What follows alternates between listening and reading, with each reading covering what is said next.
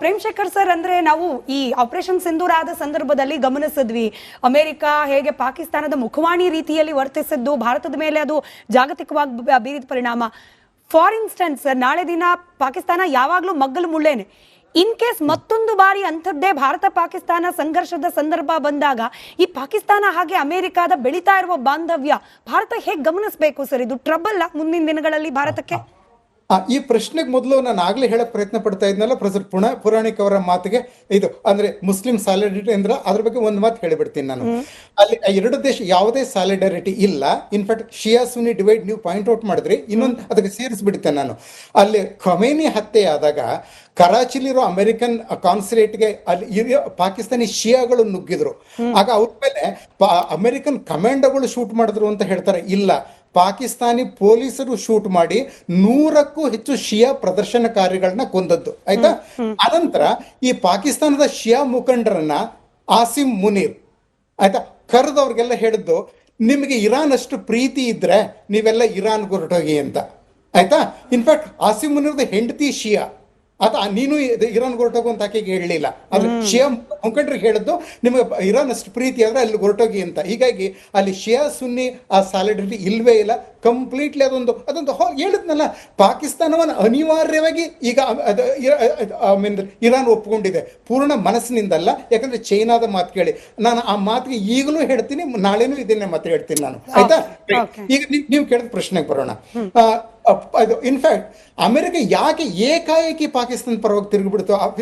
In fact Sindoor ಶುರುವಾದ in fact Pahalgam ಇದಾದಾಗ Modi ಅವ್ರ ಜೊತೆ ಅವರು ಜೆಡ್ಡಾದಲ್ಲಿ ಇದ್ರು. ಅವ್ರ ಜೊತೆ ಫೋನಲ್ಲಿ ಮಾತಾಡಿ ಸಂತಾಪ ಹೇಳಿದಂತ ಮೊದಲ ಅಂತಾರಾಷ್ಟ್ರೀಯ ನಾಯಕ ಡೊನಾಲ್ಡ್ ಟ್ರಂಪ್. ಆಮೇಲೆ ನಾವು ಸಿಂಧೂರ್ ಶುರು ಮಾಡೋ ಹಿಂದಿನ ದಿನ ಸಹ ಮೋದಿ ಅವ್ರ ಜೊತೆ ಮಾತಾಡಿದ್ದು ಡೊನಾಲ್ಡ್ ಟ್ರಂಪ್, ಬೇರೆ ಇನ್ಯಾವ ನಾಯಕರು ಅಲ್ಲ.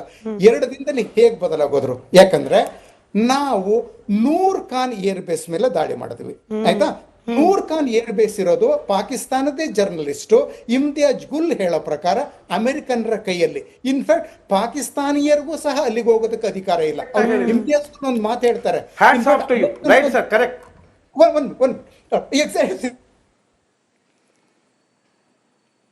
ಕಟ್ಟಾಯ್ತು. ಬಹುಶಃ ಪ್ರೇಮ್ಶೇಖರ್ ಸರ್ದು ಕನೆಕ್ಷನ್ ಅದು ಸರಿ ಹೋಗೋಷ್ಟೊತ್ತಿಗೆ, ಸಾರಿ ಉಮರ್ ಶರೀಫ್ ಸರ್, ನಿಮ್ಮನ್ನ I kept on waiting for 2 rounds. But ನನ್ನ ಪ್ರಶ್ನೆ ಇರೋದು ಇವಾಗ ಮತ್ತೊಮ್ಮೆ ಪಾಕಿಸ್ತಾನ ಹಾಗೆ ಭಾರತ ಅಂತ ಬಂದಾಗ, ನೀವು ಫಸ್ಟ್ ಇಂದಾನು ಹೇಳ್ತಿದ್ರಿ ಭಾರತ ಅವಕಾಶ ಕಳ್ಕೊಳ್ತು, ಇರಾನ್ ಜೊತೆಯಲ್ಲಿ ವಿ ಆರ್ ಸ್ಟಿಲ್ ಫ್ರೆಂಡ್ಸ್ ಅನ್ನೋ ರೀತಿ ಕ್ಲಿಯರ್ ಕಟ್ ಮೆಸೇಜ್ ಅನ್ನ ಪಾಸ್ ಮಾಡಲಿಲ್ಲ ಭಾರತ. ಇದೊಂದು ತಪ್ಪು ಮಾಡ್ಬಿಡ್ತು ಭಾರತ ಅನ್ನೋದನ್ನ ನೀವು ಶುರುವಿಂದಲೂ ಕೂಡ, ಯುದ್ಧ ಶುರುವಾದಾಗ್ಲಿಂದೂ ಕೂಡ ಹೇಳ್ತಾ ಬಂದಿರಿ. ಈಗಲೂ ಹಾಗೆ ಅನ್ನಿಸ್ತಾ ಇದೆಯಾ? ಇಲ್ಲ, ಅದೇ ಟ್ವಿಸ್ಟ್ ಆಗ್ತಿದೆ. ಏನಂದ್ರೆ ಈ ವೇಳೆಯಲ್ಲಿ ನಾನು ಭಾರತ ಸರ್ಕಾರವನ್ನ ನೀವು ಹೋಗಿ ಇದಕ್ಕೆ ಮೀಡಿಯೇಟ್ ಮಾಡಿ ಅಂತ ನಾನು ಹೇಳೋದಿಲ್ಲ. ಯಾಕೆಂತ ಹೇಳಿದ್ರೆ ಈ ಕೆಲಸ ಮಾಡೋನು ಬಂದು ಈ ಟ್ರಂಪ್ ಕೈನಲ್ಲಿ ಇರುವತಕ್ಕಂಥ ಒಬ್ಬ ಪಪ್ಪೆಟ್. ಅದು ಇದು ಅರ್ಥ ಮಾಡ್ಕೊಳ್ಬೇಕಾಗಿದೆ. ಏನಂದ್ರೆ ಈ ಕೆಲಸ ಮಾಡೋದೇನಂದ್ರೆ ಅವ್ನು ಡೈರೆಕ್ಟಾಗಿ ಮಾಡೋಕ್ಕೆ ಸಿದ್ಧವಾಗಿಲ್ಲ, ಬೇರೊಬ್ಬರ ಮೂಲಕ ಕೆಲಸ ಮಾಡೋಕ್ಕೆ ಯೂಸ್ ಮಾಡುವ ಒಬ್ಬ ಪ್ಯೂನು. ಈ ಪಾಕಿಸ್ತಾನಿನಲ್ಲಿ ಇರುವತಕ್ಕಂಥ ಒಬ್ಬ ಪ್ಯೂನ್ ಹತ್ರ ಟ್ರಂಪ್ ಬಂದು ಒಂದು ಲೆಟರ್ ಕೊಟ್ಟು ಇದನ್ನ ಮಾಡು ಅಂತ ಹೇಳೋದು.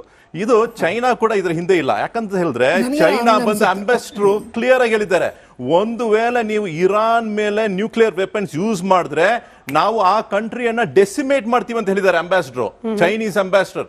ಇವಾಗ ಏನಂದ್ರೆ ಈ ವಾರ್ ಬಂದು ಬರೀ ಇರಾನ್ ಫೈಟ್ ಮಾಡ್ತಿಲ್ಲ, ಇದ್ರ ಹಿಂದೆ ಇಂಟೆಲಿಜೆನ್ಸ್ ಎಲ್ಲ ಬಂದು ರಷ್ಯಾ ಕೊಡ್ತಿದೆ, ಮತ್ತೆ ನಾರ್ತ್ ಕೊರಿಯಾ ಸಿದ್ಧವಾಗಿದೆ, ಏನಪ್ಪಾ ನನಗೂ ಒಂದು ಚಾನ್ಸ್ ಕೊಡಂತ. China is also ready. ಈಗ ಏನಂತ ನಾವು ಏನಂತ ಅರ್ಥ ಮಾಡ್ಕೊಳ್ಬೇಕಂದ್ರೆ, this is a war which is without an agenda. Clear ಆಗಿ ಗೊತ್ತಾಗ್ಬಿಟ್ಟಿದೆ. ಇವ್ರು ಬಂದು ಏನ್ ಮಾಡಕ್ ಹೋದ್ರು, ಏನು ಪಡ್ಕೊಳ್ಬೇಕಂತ ಮಾಡ್ತಾ ಇದಾರೆ ಯಾರಿಗೂ ಅರ್ಥ ಆಗ್ತಿಲ್ಲ. ಇನ್ಫ್ಯಾಕ್ಟ್ ನಿನ್ನೆ ಮಾತಾಡುವ ಈ ಟ್ರಂಪಿನ ಪ್ರೆಸ್ ಮೀಟ್ ಅಲ್ಲಿ ನೋಡಿದ್ರೆ ಈ saying the people are bearing the bombs, they are going to bear for they are sacrificing for the liberation ಅಂತ. ಇದೆಂಗೆ ಅರ್ಥ ಮಾಡ್ಕೊಳಕ್ಕಾಗತ್ತೆ? ಅಂದ್ರೆ Iranians they are bearing the bombs ಅನ್ನ ಅವ್ರು ಬಂದು ಅದನ್ನ ಸ್ವೀಕರಿಸ್ತಾ ಇದ್ದಾರೆ. ಯಾಕಂದ್ರೆ ಅವ್ರು ಲಿಬರೇಷನ್ ಆಗ್ಬೇಕಂತೆ, ಅವ್ರಿಗೆ ಸ್ವಾತಂತ್ರ್ಯ ಸಿಗ್ಬೇಕಂತ ಅವರು ಸಂತೋಷವಾಗಿ ಅದನ್ನ ಒಪ್ಪಿಗೆ ಕೊಟ್ಟಿದ್ದಾರಂತೆ. ಏನಿದು ಯಾರಿಗೂ ಅರ್ಥ ಆಗ್ತಿಲ್ಲ. Who can actually decode Trump statements? ಯಾರಾದ್ರೂ ಇದಾರ? ಸೈಕಾಲಜಿಸ್ಟ್ಗೆ ತೊಂದರೆ ಆಗ್ತಿದೆ, ಅವ್ರಿಗೆ ತೊಂದರೆ ಆಗ್ತಿದೆ. ಏನ್ ಮಾತಾಡಕ್ ಹೋಗ್ತಾರೆ ಅಂತ ಯಾರೋ ಕೆಲವರು ಪತ್ರಿಕಾ ಇದರಲ್ಲಿ ಹೇಳಿದ್ದಾರೆ, ಸೈಕೋಪ್ಯಾತ್ ಅಂತ ಹೇಳಿದ್ದಾರೆ. ಸೈಕೋಪಾತ್ ಅಂತ ಹೇಳಿದ್ದಾರೆ. ಆಮೇಲೆ ಅವ್ರ ತಾಯಿ ಹೇಳಿದ್ದಾರೆ, ಇವನೇನಾದ್ರೂ ಅಮೆರಿಕಾದಲ್ಲಿ ಇದು ರಾಜಕೀಯದ ನಾಯಕನಾದ್ರೆ ಅಧ್ಯಕ್ಷರಾದ್ರೆ ಇವನು ಏನ್ ನಾಶ ಮಾಡ್ತಾನೆ ಅನ್ನೋ ಊಹಿಸ್ಲಿಕ್ಕೆ ಸಾಧ್ಯ ಇಲ್ಲ ಅಂತ ಅವ್ರ ಮದರ್ ಸ್ಟೇಟ್ಮೆಂಟ್ ಇದೆ. ಚಂಪಿ ಸರ್, ನೀವು ಹೇಳಿದ್ ಕರೆಕ್ಟ್ 100%. ಇವಾಗ ಏನಂದ್ರೆ ವಾಟ್ ಈಸ್ ಹ್ಯಾಪನಿಂಗ್ ಅಂದ್ರೆ ದೇರ್ ಇಸ್ ಅ ಪರ್ಸ್ಪೆಕ್ಟಿವ್, ಹೊಸದಾಗಿ ಒಂದು ಪರ್ಸ್ಪೆಕ್ಟಿವ್ ಸಿಗ್ತಿದೆ ಪ್ರಪಂಚದಲ್ಲಿ. ಏನಂದ್ರೆ first time the American army is setting back its foot. ಇವತ್ತುವರೆಗೂ ಅಂತ ನಾನು ನೋಡಿಲ್ಲ, ಇವತ್ತುವರೆಗೂ ನಾನು ನೋಡಿಲ್ಲ. ಇದು ಏನ್ ಮೆಸೇಜ್ ಕೊಡುತ್ತೆ ಅಂದ್ರೆ ಇಡೀ ಮಿಡ್ಲ್ ಈಸ್ಟ್ಗೆ ಒಂದು ಹೋಪ್ ಕೊಡ್ತಿದೆ. ಇಷ್ಟೇನಾ, ಒಬ್ಬ ಇರಾನ್ ನಿಂತ್ಕೊಂಡ್ಬಿಟ್ರೆ ಟ್ರಂಪ್ ಅನ್ನ ಕೂಡ ಆಚೆ ಕಳಿಸಬಹುದು ಅಂದ್ರೆ ನಾವೆಲ್ಲ ಶಕ್ತಿವಂತರ ಅಂತ ಒಂದು ಪ್ರಶ್ನೆ ಬಂದ್ರೆ ಪ್ಯಾಲೆಸ್ಟೀನ್ ಅನ್ನ ಲಿಬರೇಟ್ ಮಾಡಕ್ಕೆ ನಾವು ಸಿದ್ಧವಾಗಬಹುದು ಅಂತ ಆ ಪ್ರಶ್ನೆಗೆ ಉತ್ತರ ಇವಾಗ ಸಿಗುತ್ತೆ. ಸಪರೇಟ್ ಡಿಬೇಟ್ ನಾವು ನೋಡೋಣ ಅದನ್ನ. ನಾನು ಕೇಶವ್ ಸರ್ ಹತ್ರ ಕೂಡ ಒಂದು ಕ್ವಿಕ್ ರಿಯಾಕ್ಷನ್ ತಗೊಂಡ್ಬಿಟ್ಟು ನಂತರದಲ್ಲಿ ಇಸ್ರೇಲ್ ವಿಚಾರ ಕೂಡ ಬರೋಕಿದೆ, ಇಸ್ರೇಲ್ ಏನ್ ಮಾಡ್ತಿದೆ ಅಂತ ಹೇಳಿ. ಕೇಶವ್ ಸರ್, ಈಗ ಯುದ್ಧ ಮುಗಿಯೋ ಲಕ್ಷಣಗಳು ಕಾಣ್ತಾ ಇಲ್ಲ ಅಂತೇನೆ ಬಹುತೇಕ ಒಪಿನಿಯನ್ ಬರ್ತಾ ಇರೋದ್ರಿಂದ ಭಾರತದ ಮುಂದಿನ ನಿಲುವೇನಾಗಬೇಕು ಸರ್? ಮೀಡಿಯೇಷನ್ಗಂತೂ ಹೋಗಬಾರ್ದು, ನೇರವಾಗಿ ಅನ್ನೋದು ಜನರಲ್ ಪರ್ಸ್ಪೆಕ್ಟಿವ್ ಆಗ್ತಾ ಇರುವಾಗ ಭಾರತ ಏನ್ ಮಾಡ್ಬೋದು ಸೊ ದಟ್ ನಮ್ಮ ಈ ಮೂರನೇ ಪ್ಲೇಸಿಗೆ ಹೋಗೋ, ಜಾಗತಿಕ ಮಟ್ಟದಲ್ಲಿ ಮೂರನೇ ಪ್ಲೇಸಿಗೆ ಆರ್ಥಿಕವಾಗಿ ಹೋಗೋ ಆ ಕನಸನ್ನ ಸಾಕಾರಗೊಳಿಸ್ಕೊಳ್ಳಿಕ್ಕೆ ನಮ್ಮ ಭಾರತದ ನಿಲುವು ಅಥವಾ ನಡೆ ಹೇಗಿರ್ಬೇಕು ಅಂತ? ಇಲ್ಲ, ಈಗಾಗಲೇ ಭಾರತ ಸರ್ಕಾರ ಸಾಕಷ್ಟು ಕ್ರಮ ಕೈಗೊಂಡಿದೆ. ನಮ್ಗೆ ಅದು ಏನಾಗತ್ತೆ, ಒಂದ್ಸರಿ ಈ ತರ ಅವ್ರು ಯಾರೋ ಪಪ್ಪೆಟ್ ಮೂಲಕ ಮಾಡಿಸಿ ಪಾಕಿಸ್ತಾನ ಸಕ್ಸಸ್ ಆಗಿದ್ದಕ್ಕೋಸ್ಕರ ನಾವ್ ಇಷ್ಟೊಂದು ಚರ್ಚೆ ಮಾಡೋ ಅಗತ್ಯ ಇಲ್ಲ ಅಂತ ನನಗನ್ಸುತ್ತೆ. ಯಾಕೆಂದ್ರೆ ಇದು ಲಾಂಗ್ ರನ್ ಅಲ್ಲಿ ಉಳಿಯಲ್ಲ. ಹಂಗಾಗಿ ಏನು ಭಾರತದ ದೃಷ್ಟಿಯಿಂದ ಕರೆಕ್ಟ್ ಆಗಿದೆಯೋ ಅದನ್ನ ಕೇಂದ್ರ ಸರ್ಕಾರ ಮಾಡ್ತಾ ಇದೆ. ಈಗ ನೋಡಿ, ಒಂದ್ ಕಡೆ ನಾವು ನಮ್ಮ ಏನು ಪ್ರೊಟೆಕ್ಷನ್ ಮಾಡ್ಕೋಬೇಕು ಅದನ್ನೂ ಮಾಡ್ಕೊಳ್ತಾ, ಈಗ RBI ಗವರ್ನರ್ ಅವರು 5 ಕೀ ರಿಸ್ಕ್ ಇದೆ ಅಂತ ಹೇಳ್ತಾರೆ ನಮ್ಮ ಭಾರತಕ್ಕೆ ಈ ಯುದ್ಧ ಮುಂದುವರೆದ್ರೆ. ಅದನ್ನ ಯಾವ ತರ ನಿಗಿಸ್ಕೋಬೇಕು ಅನ್ನೋದನ್ನು ಕೂಡ ಅವರು ಪ್ಲಾನ್ ಮಾಡ್ಕೊಳ್ತಾ ಇದ್ದಾರೆ. ಈಗ RBI ಗವರ್ನರ್ ಅವ್ರು ಹೇಳಿರೋದನ್ನ ಸಂಜಯ್ ಮಲ್ಹೋತ್ರಾ ಅವ್ರು ಹೇಳೋದೇನಂತಂದ್ರೆ, ಮೊದಲನೇದು ಈ ಕ್ರೂಡ್ ಆಯಿಲ್ ಪ್ರೈಸಸ್ ಜಾಸ್ತಿ ಆಗೋದ್ರಿಂದ ಇನ್ಫ್ಲೇಷನ್ ಆಗುತ್ತೆ, ಕರೆಂಟ್ ಅಕೌಂಟ್ ಡೆಪಾಸಿಟ್ಸ್ ಮೇಲೆ ಪ್ರೆಷರ್ ಬೀಳುತ್ತೆ. ಅದನ್ನ ಯಾವ ರೀತಿಯಲ್ಲಿ ನಾವು ನಿವಾರಿಸಬೇಕು, ಡೈವರ್ಸಿಫೈ ಮಾಡಬೇಕು ಟ್ರೇಡ್ ಅನ್ನೋದನ್ನ ನೋಡ್ತಾ ಇರ್ತಾರೆ ಭಾರತ ಸರ್ಕಾರ. ಎರಡನೇಂಥದ್ದು ಈ ಕಮಾಡಿಟಿ ಮತ್ತೆ ಸಪ್ಲೈ ಚೈನ್ ಡಿಸ್ರಪ್ಷನ್ ಆಗುತ್ತೆ. ಅವಾಗ ಔಟ್ಪುಟ್ ಲಾಸ್ ಆದ್ರೆ ನಾವು ಈಗ 3ನೇ ಸ್ಥಾನಕ್ಕೆ ಹೋಗೋದು ತೊಂದರೆ ಆಗತ್ತೆ ಅಂತ. ಯಾಕಂದ್ರೆ ಎನರ್ಜಿ, ಫರ್ಟಿಲೈಸರ್ಸ್, ಕಮಾಡಿಟಿ ಪ್ರೊಡಕ್ಷನ್ ಎಲ್ಲದರಲ್ಲೂ ರಿಸ್ಕ್ ಆಗುತ್ತೆ ನಮ್ಗೆ. ಆಗ ಮತ್ತೆ 40% ನಾವು ಫರ್ಟಿಲೈಸರ್ ಇನ್ಪುಟ್ ನ ನಾವು ಹೊರಗಡೆ ದೇಶಗಳಿಂದ ತರಿಸ್ಕೋತೀವಿ. 20-30% ಇಂಡಸ್ಟ್ರಿಯಲ್ ಪ್ರೊಡಕ್ಷನ್ ಕಾಸ್ಟ್ ಇದರಿಂದ ಹೆಚ್ಚಾಗುತ್ತೆ. ಸೊ ಅದಕ್ಕೋಸ್ಕರ ಈಗ ಹರ್ಮೋಸ್ ದಿಂದನೇ ಹೆಚ್ಚು ರಿಲೈ ಆಗಿದ್ದರಿಂದ ಡೈವರ್ಸಿಫೈ ಮಾಡಿದ್ರೆ ಅದಕ್ಕೆ ಕಾಸ್ಟ್ ಹೆಚ್ಚಾಗತ್ತಲ್ಲ, ಅದನ್ನ ಯಾವ ರೀತಿಯಲ್ಲಿ ಸರಿದೂಗಿಸೋದು ಅನ್ನುವಂಥದ್ದು ಈಗ ಭಾರತದ ಮುಂದಿರುವ ಪ್ರಶ್ನೆ.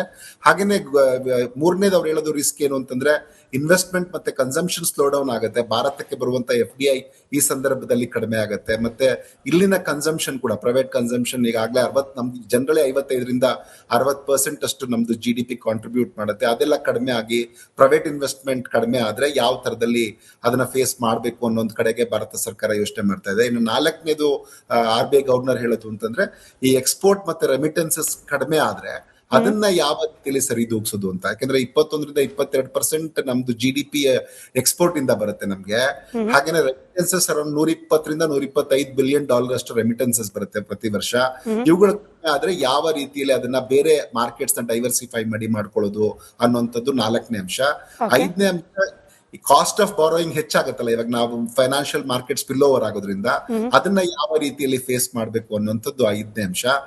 ಈ ಎಲ್ಲಾ ಅಂಶಗಳನ್ನ ಗಮನದಲ್ಲಿ ಇಟ್ಕೊಂಡು ಭಾರತ ಸರ್ಕಾರ ಕ್ರಮ ಕೈಗೊಳ್ಳಕ್ಕೆ ಯಾವ ರೀತಿಯಲ್ಲಿ ಆಯಿಲ್ ಡಿಪೆಂಡೆನ್ಸ್ ನ ಕಮ್ಮಿ ಮಾಡ್ಕೋಬೇಕು, ಗ್ಲೋಬಲ್ ಲಿಂಕೇಜಸ್ ನ ಜಾಸ್ತಿ ಮಾಡ್ಕೋಬೇಕು, ಫೈನಾನ್ಷಿಯಲ್ ಇಂಟಿಗ್ರೇಷನ್ ನ ಹೆಚ್ಚು ಮಾಡ್ಕೋಬೇಕು, ಸಪ್ಲೈ ಚೈನ್ ಡಿಸ್ರಪ್ಷನ್ ನ ಕಡಿಮೆ ಮಾಡ್ಕೋಬೇಕು ಅನ್ನೋ ಕಡೆಗೆ ಅದು ಪ್ರಯತ್ನ ಪಡ್ತಾ ಇದೆ.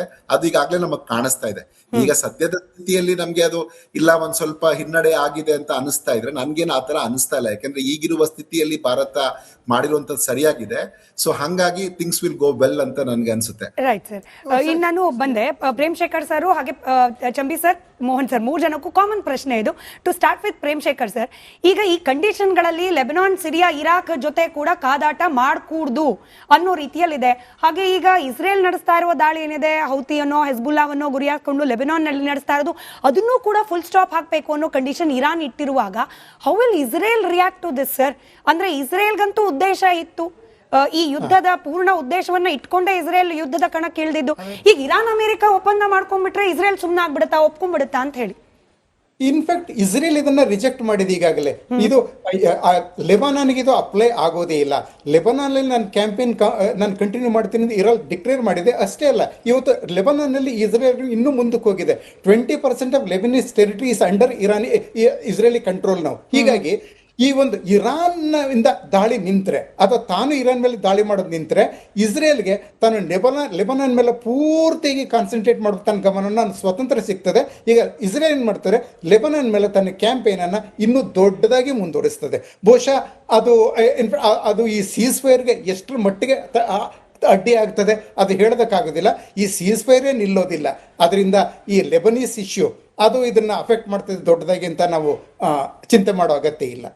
ಚಂಬಿ ಸರ್, ಇವಾಗ ಸೌದಿ ಒಂದು ಪಾಯಿಂಟ್ ಇದೆ.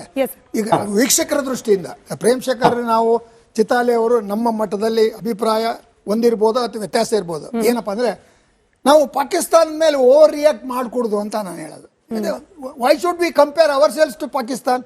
ಪಾಕಿಸ್ತಾನ ಅವರಿಗೆ ಅಮೆರಿಕಾದ ಏಜೆಂಟು, ಬ್ರೋಕರು ಅಥವಾ ರಬ್ಬರ್ ಸ್ಟಾಂಪು, ಏನೋ ಲಕೋಟೆ ಅಂಚೆ ಇರ್ಬೋದು. ಒಂದು. ಎರಡನೇದು, ನಮಗೆ ಭಾರತಕ್ಕೆ ಆಗಿರ್ತಕ್ಕಂಥದ್ದೇನು ವಿಶ್ವದ ದೃಷ್ಟಿಯಲ್ಲಿ ಭಾರತ ಮಧ್ಯಸ್ಥಿಕೆ ವಹಿಸಬೇಕು. India cannot interview. ಬಾಂಗ್ಲಾದೇಶದಲ್ಲಿ ನಾವು ಭಾಗವಹಿಸಿದ್ದೀವಿ, ಅದನ್ನ ಒಂದು ಸ್ವಾತಂತ್ರ್ಯ ಕೊಡಿಸಿದ್ದೀವಿ. ಶ್ರೀಲಂಕಾದ ಸಮಸ್ಯೆಗಳಿಗೆ ಸ್ಪಂದಿಸಿದ್ದೀವಿ. ಮತ್ತೆ ಅನೇಕ ಸನ್ನಿವೇಶಗಳಲ್ಲಿ ಭಾರತ ಯುದ್ಧದ ಸಮಯ ಅಲ್ಲ ಅಂತ ಹೇಳಿದೆ. ಅದು ಇರಾನ್ಗೂ ಗೊತ್ತಿದೆ. ಈಗ ಪಾಯಿಂಟ್ ಇರೋದೇನೆಂದ್ರೆ, ಇರಾನ್ಗೆ ಒಂದು ಸಂಶಯ ಏನಂದ್ರೆ, ಭಾರತ ಒಂದು ರೀತಿಯಲ್ಲಿ ಜನರಲ್ ಆಗಿ I don't think anybody can dispute my point, because Bharat ಎಷ್ಟೇ ಆದರೂ ಇಸ್ರೇಲ್ ಮತ್ತು ಅಮೆರಿಕದ ಪರ ಇದೆ ಅಂತಕ್ಕಂಥದ್ದಕ್ಕೆ ಅನೇಕ ಸಾಕ್ಷ್ಯಾಧಾರ ಅಂಶ ಇದೆ. ತಪ್ಪೇನಿಲ್ಲ, ಬಿಕಾಸ್ ನಮ್ಮ ಭಾರತದ ಇಂಟ್ರೆಸ್ಟ್ ಮುಖ್ಯ. ಸೊ ಬ್ಯಾಕ್ ಚಾನಲ್ ಅಂತ ಕೇಶವರ್ ಹೇಳಿದ್ರಲ್ಲ, ಬ್ಯಾಕ್ ಚಾನಲ್ ಈಗ ಇರೋದು ಭಾರತಕ್ಕೆ ಅಡ್ವಾಂಟೇಜ್ ಏನಂದ್ರೆ, ನಮ್ಮ ಎಕನಾಮಿಕ್ ಇಂಟ್ರೆಸ್ಟ್ ಮತ್ತು ಟ್ರೇಡ್ ಇಂಟ್ರೆಸ್ಟ್ ಅನ್ನು ಕಾಪಾಡಬೇಕು, ಪ್ಲಸ್ ಎನರ್ಜಿ ಸಪ್ಲೈ ಬರಬೇಕು. ಇದ್ರ ಜೊತೆಗೆ ಸ್ಮಿತಾ ಇನ್ನೊಂದು ದೊಡ್ಡ ಪಾಯಿಂಟ್ ಇದೆ. 1 ಕೋಟಿ, ಹತ್ತತ್ರ 1 ಕೋಟಿ ಭಾರತೀಯರನ್ನ ನೀವು ಅಲ್ಲಿ ಯುದ್ಧ ನಡೀತಾ ಇದೆ ಬನ್ನಿ ಅಂತ ದೇಶಕ್ಕೆ ಕರ್ಕೊಂಬರಕ್ಕಾಗಲ್ಲ. 1-2 ಲಕ್ಷ ಕರ್ಕೊಂಬರ್ಬೋದು. ಅವ್ರಿಗೆ ನಿರಾಶ್ರಿತರ ಆಶ್ರಮ ಅಥವಾ ಆಶ್ರಯ ಕೊಡಬಹುದು. ಈ ತಾತ್ಕಾಲಿಕವಾದ ಯುದ್ಧ ವಿರಾಮದಲ್ಲಿಯೂ ಸಹ ಭಾರತ ಒಂದು ರೀತಿಯಲ್ಲಿ ತನ್ನ ನಿಲುವನ್ನ ಸ್ಟ್ರಾಟಜಿಕ್ ಅಟಾನಮಿ ಅಂತಕ್ಕಂಥದ್ದು ಹೇಳ್ತೀರ, ಕಾರ್ಯಸಾಧುವಾದ ಜಾಣತನದ ಭಾರತಕ್ಕೆ ಅನುಕೂಲಕರವಾದ ಒಂದು ದೊಡ್ಡ ಮಟ್ಟದ ಏನು ಡಿಪ್ಲೊಮೆಸಿ, ರಾಯಭಾರತ್ವದ ನಡಿಕೆಗಳನ್ನು ತೋರಿಸ್ಬಿಟ್ಟಿದೆ ಪ್ರಪಂಚಕ್ಕೆ. ಅದರಿಂದ ಇರಾನ್ ಮಧ್ಯಸ್ಥಿಕೆಗೆ ಭಾರತವನ್ನ ಒಪ್ಪಲಿದ ಕಾರಣ ಅವರು ಸ್ವಲ್ಪ ಏನೇ ಆದರೂ ಅಮೆರಿಕ ಮತ್ತು ಇಸ್ರೇಲ್ ಪರ ಇದ್ದಾರೆ ಅಂತಕ್ಕಂಥದ್ದು ಇರ್ಬೋದು. ಸೊ ಒಟ್ಟಾರೆಯಾಗಿ ಈ 14 ದಿನಗಳ ಕದನ ವಿರಾಮವನ್ನ ನಂಬುವ ಸ್ಥಿತಿಲಂತೂ ಇಡೀ ಜಗತ್ತಿನಲ್ಲಿ ಯಾರೂ ಇಲ್ಲ.